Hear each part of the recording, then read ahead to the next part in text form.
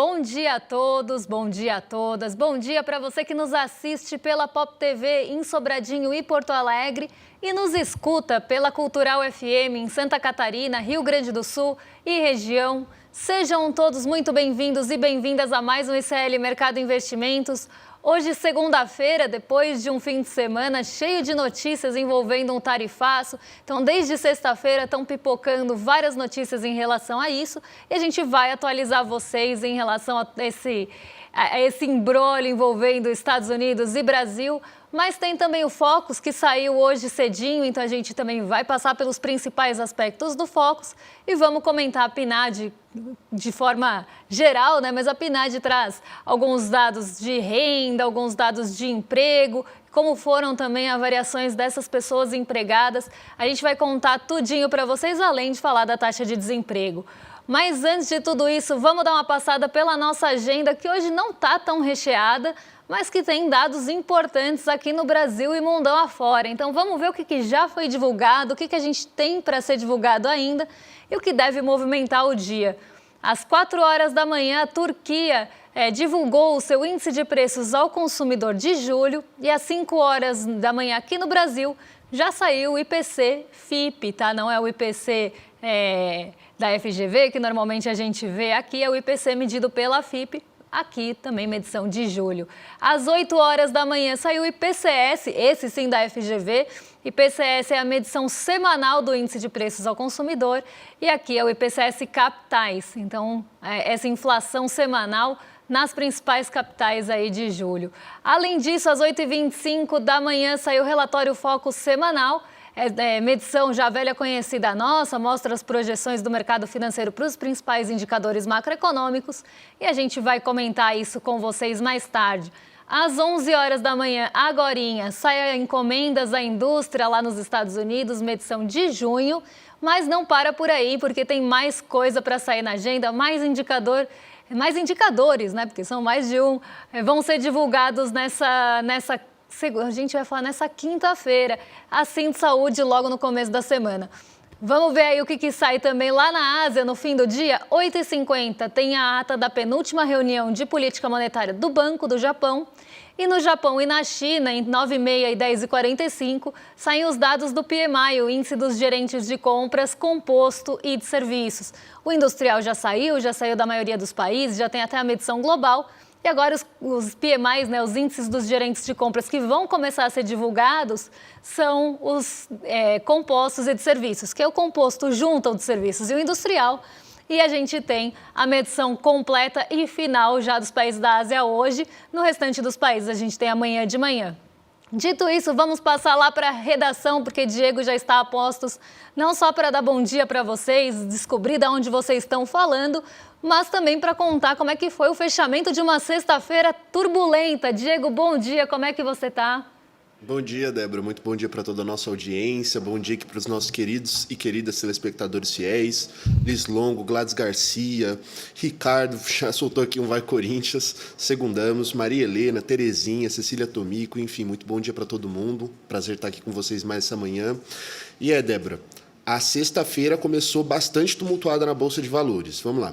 O Ibovespa à vista ficou fora do ar até as 1h30 da tarde por falhas técnicas. E quando voltou, não se recuperou. Caiu 0,48% no dia e fechou aos 132 mil pontos. Na semana, o tombo foi de 0,81%. Nem os gigantes escaparam. A Petrobras caiu, os grandes bancos recuaram e só a Vale respirou com uma leve alta. A CSN divulgou prejuízo e pressionou ainda mais o nosso indicador. Siderúrgicas como Gerdau entraram também na onda negativa. No pano de fundo, rumores sobre sanções dos Estados Unidos contra instituições brasileiras e um pedido polêmico de Eduardo Bolsonaro agitaram o mercado. E lá fora, o cenário também foi de tensão. O payroll dos Estados Unidos decepcionou e veio mais fraco do que o esperado. Isso aumentou as apostas de corte de juros pelo Fed em setembro. Resultado geral, Dow Jones, S&P 500 e Nasdaq todos no negativo. Débora? Vamos lá, muita coisa aconteceu na sexta-feira, né? Não só a nossa bolsa teve um atraso nas cotações, mas um monte de outras coisas aconteceram também, porque teve mais uma briga. Donald Trump achou mais um alvo, mas esse ele conseguiu demitir, né, que era a responsável pelas estatísticas trabalhistas lá dos Estados Unidos. Ele demitiu essa pessoa responsável e essa demissão foi justificada por um motivo bastante curioso, inclusive muito criticado na sexta-feira, porque a revolta de Donald Trump, e ele falou isso na sua rede social Chernobyl Truth Social, né? Porque você entra lá, é tóxico pra caramba. Eu entrei outro dia para pegar uns posts para vocês e eu fiquei chocada, impressionada com o tipo de notícia, não, né? Mas o tipo de comentário veiculado lá. Mas vamos entender, né? Ele até postou lá sobre isso, falou que a responsável pelas estatísticas trabalhistas dos Estados Unidos estaria trabalhando para favorecer a Kamala Harris na eleição, divulgando vagas ou criações de vagas, um desemprego menor durante o governo de Joe Biden. E agora, né, você teria uma revisão, isso é normal, tá? Em dados estatísticos, às vezes você tem revisões para cima e para baixo, depois que o mês é divulgado. Então você tem a divulgação, depois aquele dado pode ser revisto e ajustado para cima e para baixo. E isso aconteceu nesse mês, no último payroll, que foi essa divulgação dos dados de mercado de trabalho lá nos Estados Unidos. Então teve uma revisão, até uma revisão bastante significativa, eu peguei aqui os números para vocês. Criação de apenas 73 mil empregos em julho desse ano, número que classificou como chocante, um erro grave, né? Aqui a gente está falando de Donald Trump, falando sobre isso, né?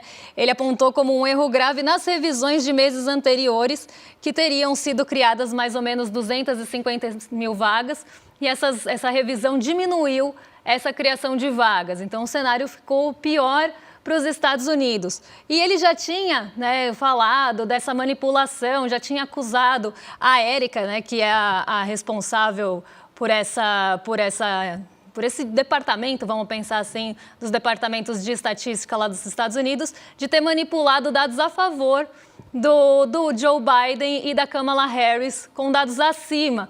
E agora, né, até gerou um estresse ali, porque ele estaria acusando a mesma coisa e por que não estaria favorecendo ele? Então, tudo isso gerou bastante estresse e um calor ali nos Estados Unidos, porque ele está demitindo uma pessoa de um departamento de estatística que tem suas regras. Então, ele não vai conseguir mexer com esses dados, porque as regras e as tecnicidades precisam ser respeitadas.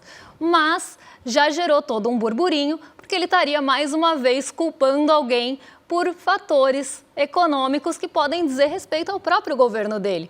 Então, se sair uma inflação também mais alta daqui para frente por conta do tarifaço, ele vai falar que esses dados estão errados? Então, como eu sempre brinco, Donald Trump coloca a culpa em quem ele quiser, só que dessa vez, depois de ter passado a semana toda atacando Jeremy Powell, foi a vez do Departamento de Estatísticas Trabalhistas serem alvo dessa ira de Donald Trump e, mais especificamente, aí, a Érica McIntyre, que era responsável, que foi demitida na sexta. Então, isso já gerou um barulhão e um monte de ruídos no mercado financeiro. E a gente sabe que o mercado financeiro não gosta nem de ruído, nem de interferência e nem de incerteza. Aí a gente está falando da cabeça do mercado financeiro, como ela pensa. E diante de um cenário como esse, essas incertezas cresceram e o mercado ficou mais ali cauteloso em relação a possíveis novos desdobramentos que podem acontecer. Se ele pode demitir pessoas assim, será que ele vai continuar pressionando Jeremy Powell depois que a gente leu na sexta-feira? Quem não estava aqui pode voltar lá, porque a gente leu todas as ofensas de Donald Trump a Jeremy Powell. Então o clima lá esquentou e isso gerou mais incertezas em relação ao comportamento do Donald Trump e os seus próprios departamentos ali de governo.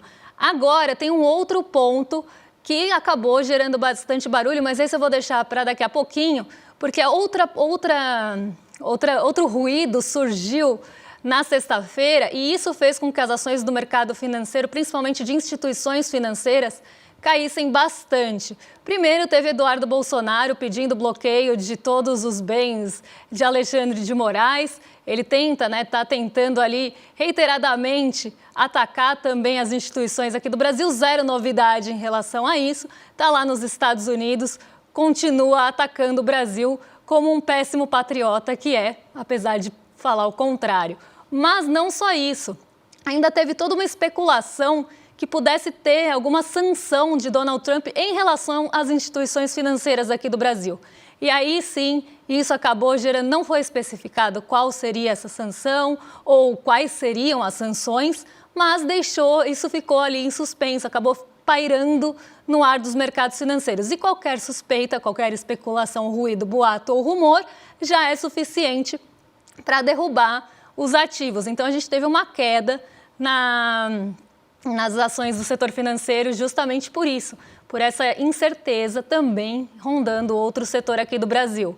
Mas agora eu quero trazer um outro aspecto do tarifaço que acabou aparecendo na sexta-feira e muita gente foi lá nas redes sociais comentar no vídeo, num recorte que eu falo sobre o suco de laranja, sobre a laranja ter sido poupada lá nos Estados Unidos, que isso já era ali uma sinalização de uma possível pressão que podia estar sendo feita ali em cima de Donald Trump em relação ao tarifaço aqui do Brasil, já que a gente exporta vários bens alimentícios, itens alimentícios lá para os Estados Unidos, já poderia estar rolando alguma pressão. E eu falei simbolicamente do suco de laranja, porque foi até uma fala de Paul Krugman que eu estava comentando aqui, que o suco de laranja, né, que os Estados Unidos, né, e Donald Trump estão tentando mandar no mundo todo, querem governar todo mundo, mas eles não têm nem o suco de laranja, nem o item para começar o dia, nem o cafezinho.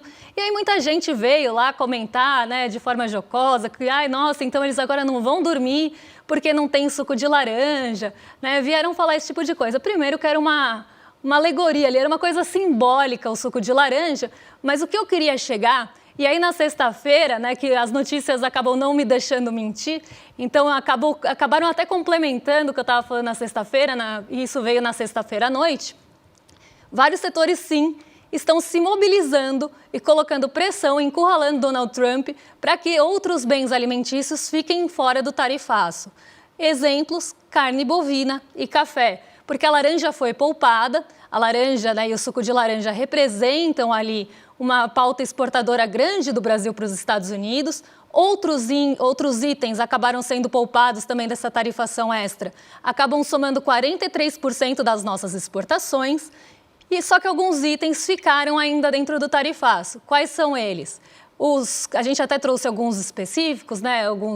Têxtil, tem também o café, tem o bovino. Só que os restaurantes lá nos Estados Unidos já estão colocando pressão para que os dois sejam excluídos também dessa tarifação extra, desse tarifaço de 50%, porque isso estaria trazendo problemas num segundo momento para os Estados Unidos e para restaurantes e o setor alimentício de uma forma geral ia começar a sofrer com essa tarifa. Então, eles já estão botando pressão, já mandaram carta. E aí tem alguns pontos aqui que eu quero destacar para vocês. Aqui uma associação falando sobre isso. Como muitos produtos alimentícios essenciais não podem ser cultivados nos Estados Unidos, dependemos de cadeias globais de suprimentos para manter a qualidade e acessibilidade e consistência. E aí a gente tem, né, hambúrguer, por exemplo, o próprio café, que são aí outros subitens da carne bovina, que é muito importada aqui do Brasil, lá nos Estados Unidos. A gente tem plantas produtoras de carne bovina lá, né? Então, parte é produzida lá, tem planta lá de, por exemplo, JBS? Tem. Só que a carne acaba sendo exportada para lá. E isso vai gerar um problema. Até eu peguei números aqui para vocês, para a gente entender quanto seria o custo extra desse tarifaço e por que isso inviabilizaria a exportação da carne bovina lá para os Estados Unidos. Então, só para vocês terem uma ideia aqui, o preço médio praticado hoje é de 5.732 dólares por tonelada. Isso, né, hoje, antes do tarifaço. Com as tarifas adicionais, teria um acréscimo aí de 2.866 dólares por tonelada. Um acréscimo importante aqui. E isso teria, né, um custo final de 8.600 dólares no final por tonelada. Então, isso deixaria impraticável, inviabilizaria mesmo a exportação para lá. E aí, pegando alguns dados aqui para vocês também, né, para vocês entenderem que realmente o suco de laranja é simbólico, mas traz uma simbologia importante no final das contas, porque o Brasil é um dos principais exportadores mundiais de café, por exemplo. A gente exporta 41.750 sacos de café. Então, todos os números que eu falar aqui estão em 1.000 toneladas, 1.000 sacas de café. Essas sacas, né, o destino dos 41.700 sacas aí, só do que a gente produz, né, a gente tem 23% que fica no Brasil, 77% que a gente exporta.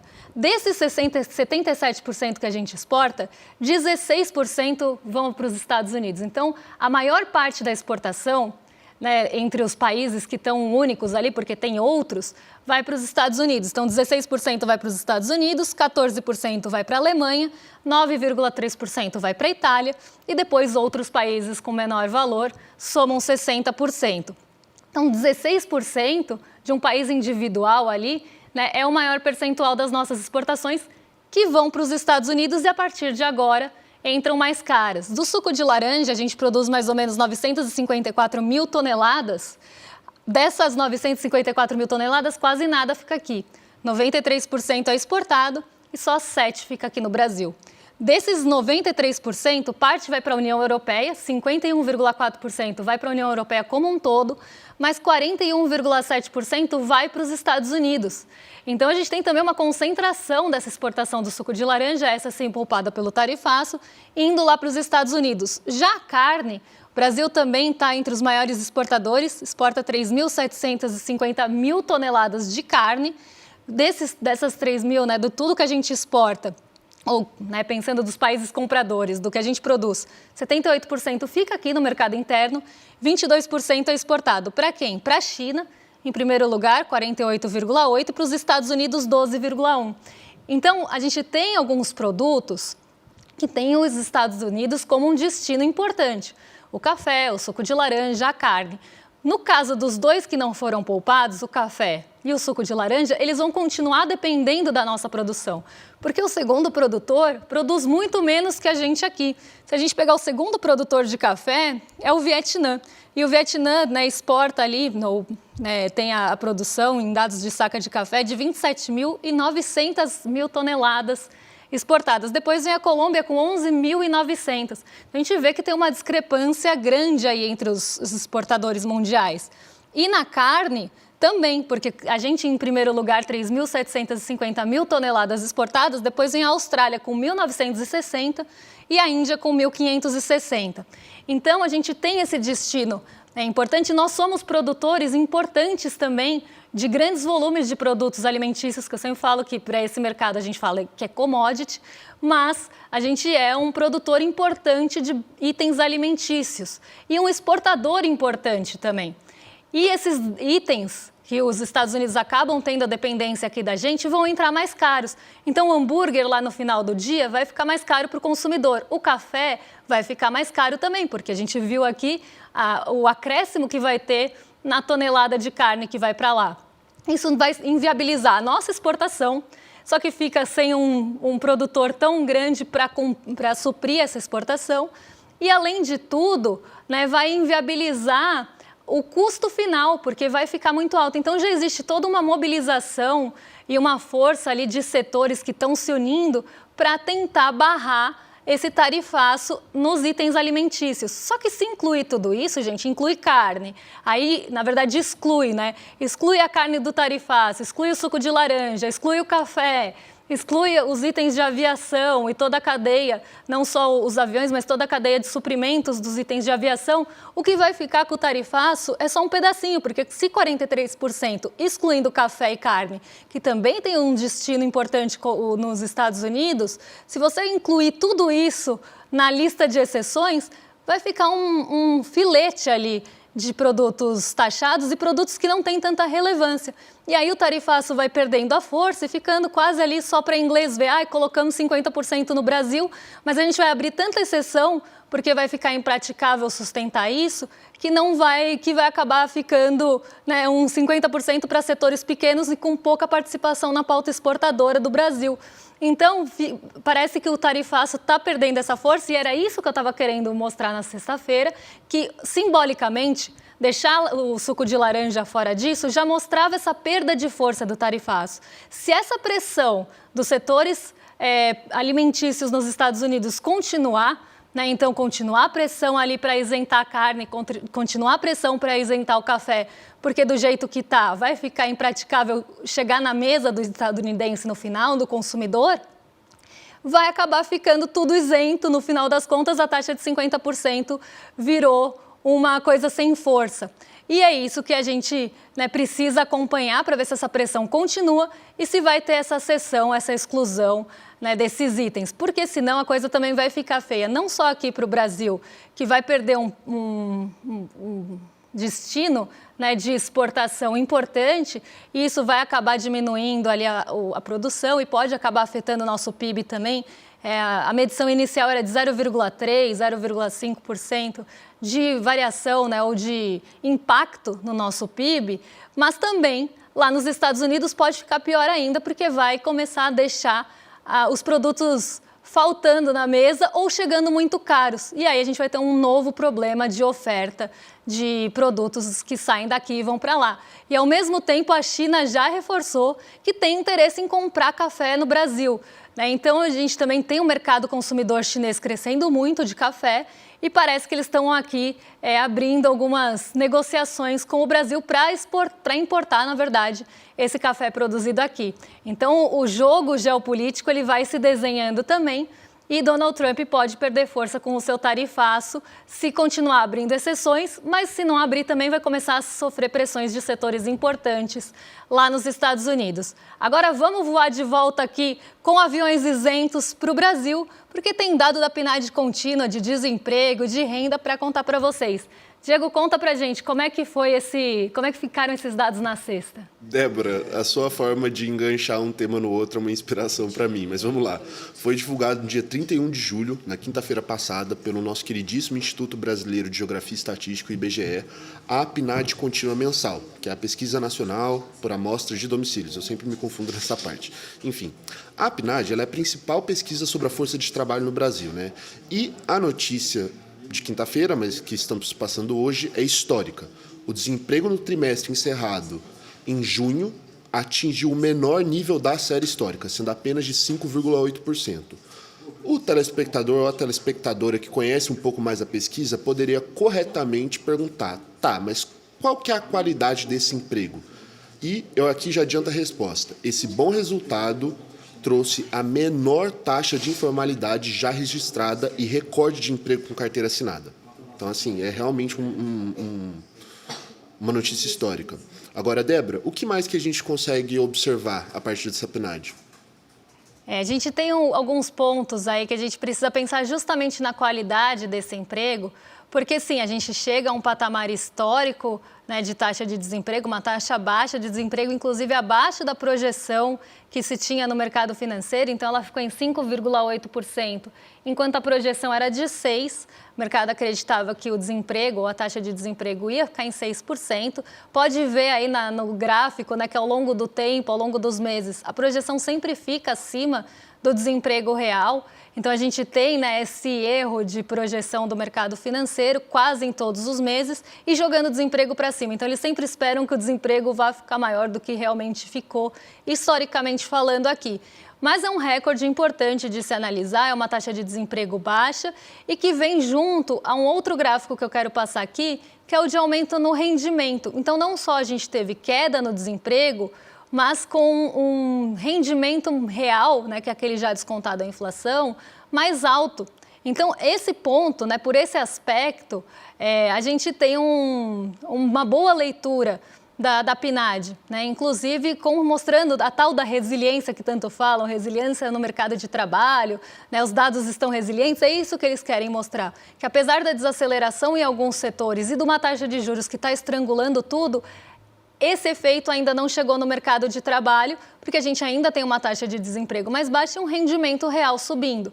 Quando a gente começar a ter, né, efeito aqui, aí é que a gente vai ter um problema grande, porque a expectativa para o futuro de demanda vai piorar. Mas vamos ver como é que ficou essa taxa real de rendimento médio. Então, a gente sai ali de 3.330 em março de 2024 e chega agora em 3.477, como vocês podem ver.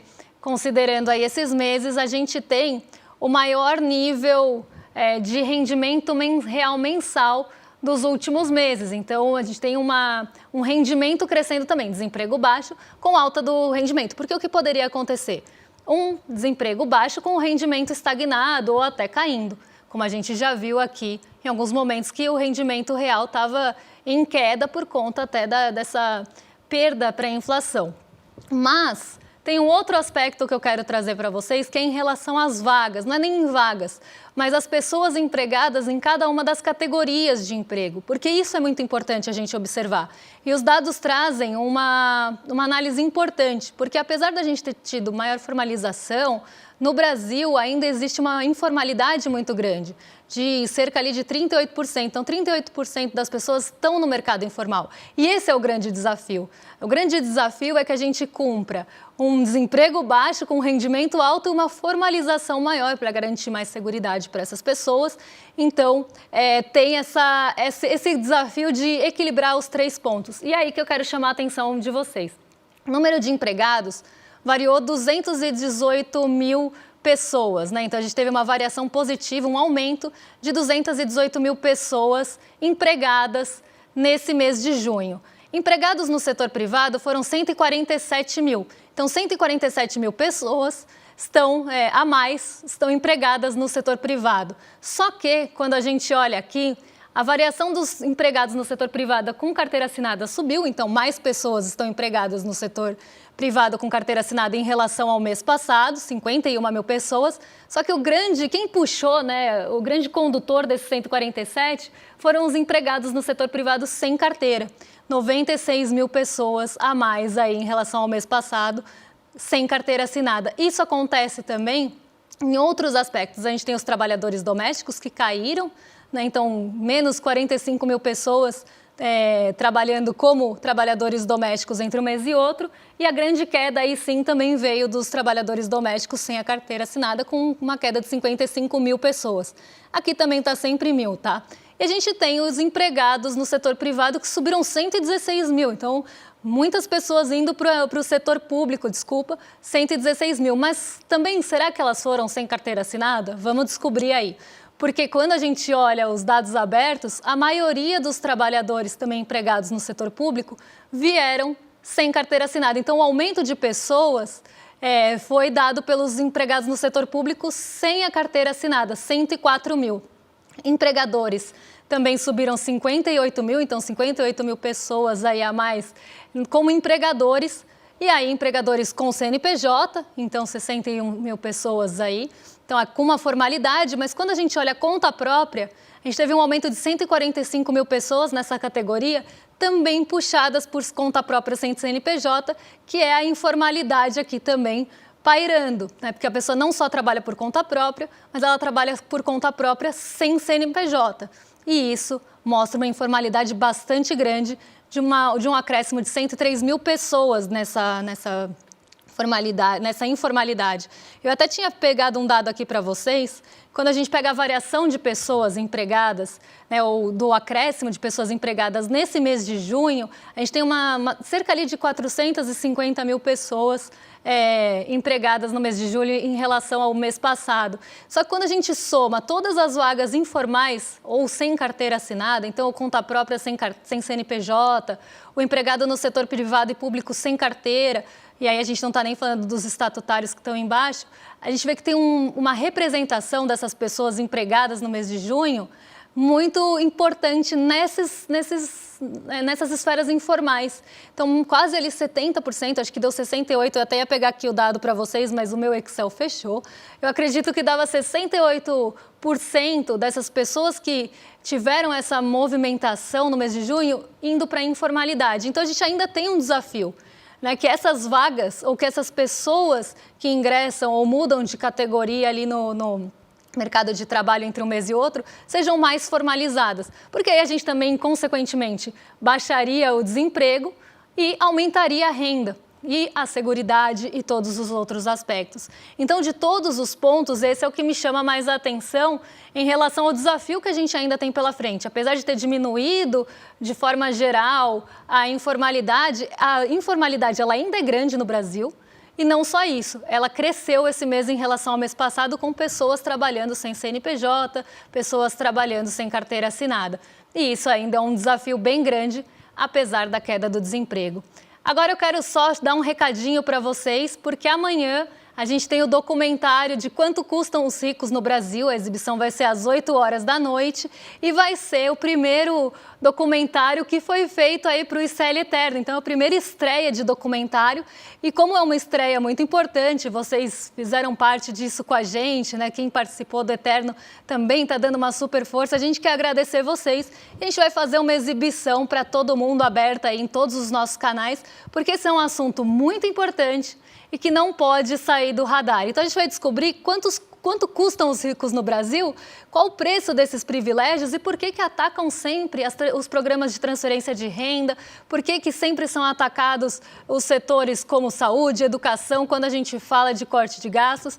A gente vai contar tudinho para vocês amanhã, às 8 horas da noite. Então, não percam, que esse documentário está incrível e vem aí com uma nova linguagem também de documentários. Agora vou arrastar para cima o programa, vou jogar para os nossos vizinhos, porque o William De Luca e Guga Noblar já estão a postos para receber vocês lá no Rolê ICL.